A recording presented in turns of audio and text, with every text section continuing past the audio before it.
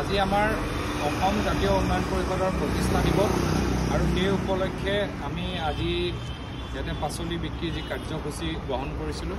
অকল আজি বুলি নহয়, আমি এক বছৰ এই কামটো কৰি আছোঁ। সদায় কৰিব নোৱাৰিলেও মাজে মাজে আমি যুৱ চামক উৎসাহ দিবৰ কাৰণে কৰিছোঁ। মোদী আৰু নাৰী জাগ্ৰত শক্তি অসমৰো আমাৰ জিলা সভানেত্ৰী আহিছে, আমাৰ কেন্দ্ৰীয় সমিতিৰ ব্যক্তিসকল আপোনালোকে পিছফালে দেখিছে, সকলো ওলাই আহিছে। আৰু সকলোকে ক'ম, যুদ্ধ বিগ্ৰহ নহয়, কামেৰে পৰিচয় দিব লাগে। আমি কোনোবাই কাৰোবাক গালি পাৰি কিবা কৰি নহয়, ফেচবুকত লিখি থাকি নহয়। বহুতক দেখোঁ ফেচবুকত লিখি থাকে। আমি কৈছোঁ অসম জাতীয় উন্নয়ন পৰিষদ আৰু আমাৰ মোদী আৰু নাৰী জাগ্ৰত শক্তি অসমৰ ফালৰ পৰা কৈছোঁ, আপোনালোক ওলাই আহক। আমি আপোনালোকক জেগা দিম, আমি আপোনালোকক আৰ্থিকভাৱে সহায় কৰিম।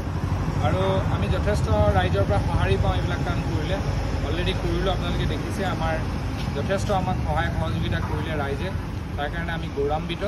আৰু মই যুৱ চামক কৈছোঁ যে আপোনালোক ওলাই কামত লাগক।